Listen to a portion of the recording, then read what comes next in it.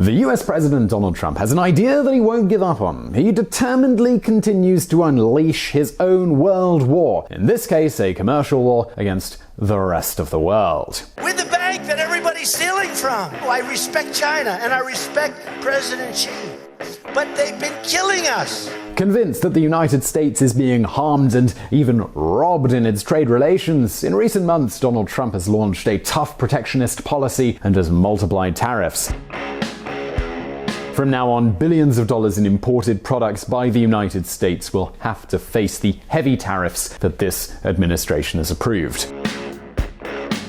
It's essentially the economic equivalent of buy these American products or else you're not a true patriot. Welcome to the 1930s, apparently. The fact is that during July 2018, new tariffs are going to come into effect of no less than 25% on products that the United States imports each year from China, which is worth about $50 billion, by the way. Additionally, just a few months ago, the White House placed tariffs on steel, aluminium, solar panels, and even washing machine imports. But of course, that is not all at all. Trump has already set plans on the table to implement many more tariffs really soon. The following will be set at the end of August, so check this out. U.S. unveils additional tariffs on $200 billion more in Chinese imports. So now I got a question. Have you ever played Monopoly or Risk? Well, we could say that in the eyes of the American president, this whole thing is kind of like a board game. And as he is Donald Trump, he's really not willing to lose here. My new game is Trump, the game. Trump, the game where you deal for everything you've ever wanted to own. Because it's not whether you win or lose, it's whether you win. Yes! I think you'll like it. Now we move on to the question, is it really going to be that simple? Will the US president's plans be fulfilled, and will the economy be strengthened by this type of policy? These are really the important questions here. For now, we know that Donald Trump's speech is beginning to make many American multinationals very nervous. I don't think this is going to get resolved easily, and I think these tariffs are going to hurt the U.S. economy. Rufus Yerxa, president of the National Foreign Trade Council, which represents multinationals such as Coca-Cola, Ford, and Microsoft. Because far from what was promised, the first victims are the American people themselves. Listen up.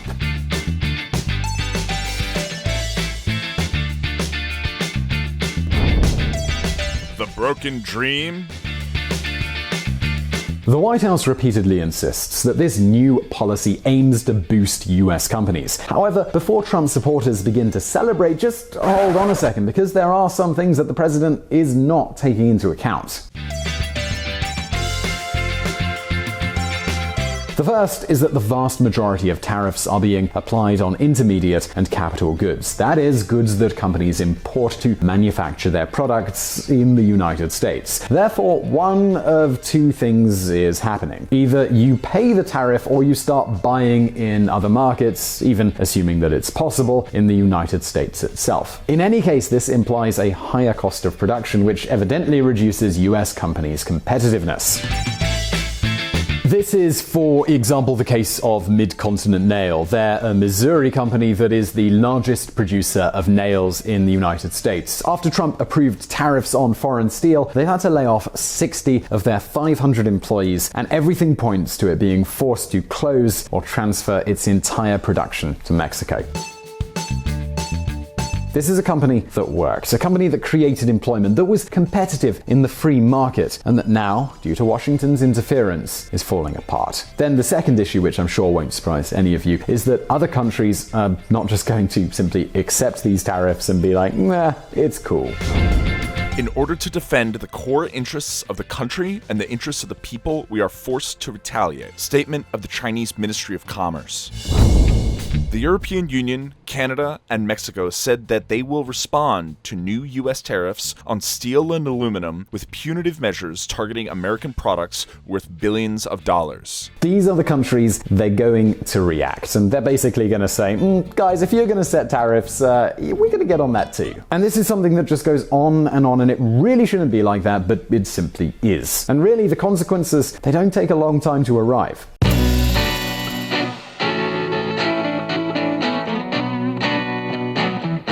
Harley-Davidson, the popular motorcycle manufacturer and one of the great icons in the US, and check it out, Trump himself is actually a fan, has now announced that it will transfer part of its production from its US factories to new factories located in Europe. You see, when Trump punished the European Union with tariffs on steel and aluminium, they responded with more tariffs of their own. For example, they increased the tariff on imports of motorcycles manufactured in the United States from 6% to 31%. So, what does this all mean? Well, on average, that means about $2,200 extra for every motorcycle. Some of it suggesting we should protect American companies from foreign competition. I don't believe the American people are afraid of competition. That was made clear to me when I visited a Harley-Davidson plant recently. When you hear talk about a tough trade bill, remember that being tough on trade and commerce, the lifeblood of the economy, will have the worst possible consequences for the consumer and the American worker. As I told them at the Harley-Davidson plant, it's time to gun the engines, not put on the brakes. This is a cost which evidently European motorcycle manufacturers such as BMW do not have to face, and thanks to a commercial agreement between the European Union and Japan, neither will Yamaha, Kawasaki, or Honda, which are, by the way, Harley-Davidson's main competitors.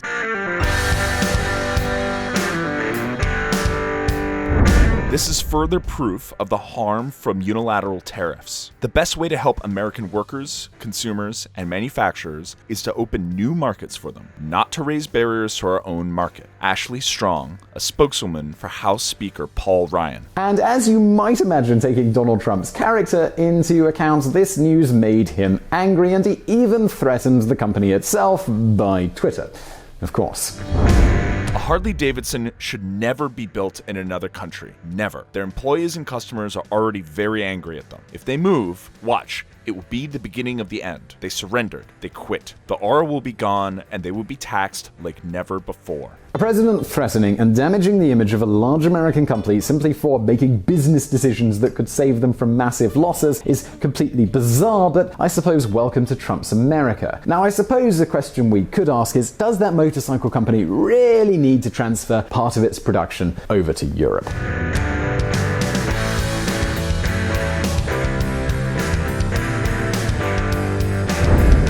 Does Harley-Davidson need to look to the world? American companies have enough challenges and problems to overcome as it is without having to deal with interference and nonsense from the White House. You see, Trump's trade war has had a strong impact on companies like Harley-Davidson. Their costs have increased due to steel and aluminium tariffs, and this means that the motorcycle company is spending $20 million more every year. And if that wasn't enough, American multinationals are starting to see the risk of their markets closing. Increasing international production to alleviate the EU tariff burden is not the company's preference, but represents the only sustainable option to make its motorcycles accessible to customers in the EU and maintain a viable business in Europe. Europe is a critical market for Harley-Davidson. Statement by Harley-Davidson. Because this crisis has hurt the motorcycle company at a time when it was already pretty weak. Check out, for example, how its stock price has evolved over the last 4 years.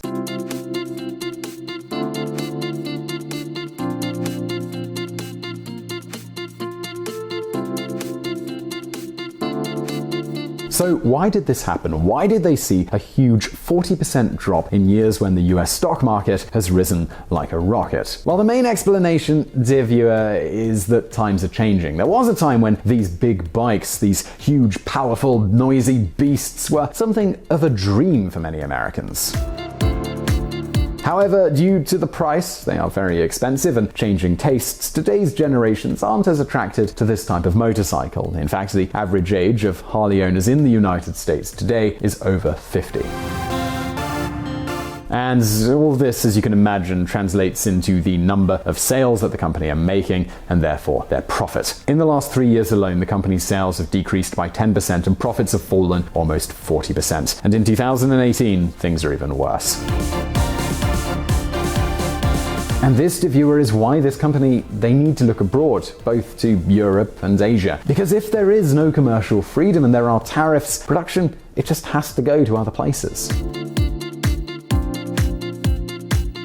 Because no, Harley-Davidson's decision's got nothing to do with politics, and of course it's not a betrayal, it's simply an economic and understandably logical decision made by a company that simply has to compete. Something that, by the way, isn't easy now that they have to face the consequences of the commercial war that Washington has unleashed. You know what? This is not an isolated case. Listen to this.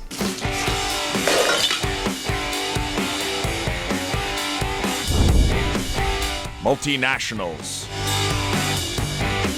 Trump's policies harm American companies and, by extension, the American economy. And of course, the further the war goes, the greater the consequences will be.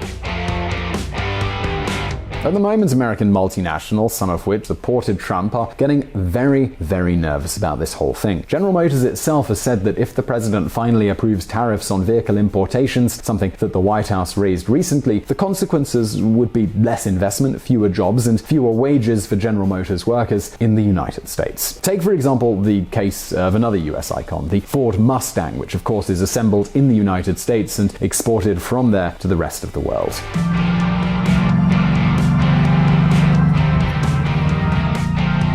Well, about 48% of the Mustang's components come from outside of the United States, so if those imports are punished with tariffs, the result is a more expensive car, both for American consumers as well as exports.